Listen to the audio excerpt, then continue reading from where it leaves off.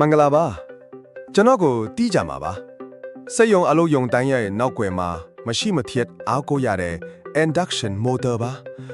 ကျွန်တော်ဟာ AC power နဲ့အလုပ်လုပ်ပြီးတီးတန့် DC power ပေးเสียမလို့ပဲလဲပတ်နိုင်တဲ့ထူးခြားတဲ့စွမ်းရည်ရှိသူပါကျွန်တော်ရဲ့လျှို့ဝှက်ချက်ကတော့ induction လို့ခေါ်တဲ့ညှို့ယူမှုစနစ်ပါStator ရှိကတန်လိုက်ဆက်ကွင်းဟာ air gap ကိုဖြတ်ပြီး rotor ပေါ်မှာလျှက်စစ်စီးကြောင်းကိုဖန်တီးလိုက်တာပါအဲ့ဒီကနေဖြစ်ပေါ်လာတဲ့စွမ်းငင်တွန်းကန်အား torque နဲ့ကျွန်တော်စတင်လဲပတ်ကြဖြစ်ပါနေလူတွေကကျွန်တော်ကို synchronous speed အတိုင်းအပြည့်အဝလဲစေချင်ကြပေမဲ့ကျွန်တော်ကတော့အမြဲတမ်းအနှဲငယ်နောက်ကျနေတတ်ပါတယ်ဒါကို slip လို့ခေါ်တာပါစိတ်မဆိုးပါနဲ့ဒီ slip တာမရှိရင်ကျွန်တော် voltage တွေမထုတ်နိုင်ပဲလဲပတ်နိုင်တော့မှာမဟုတ်လို့ပါ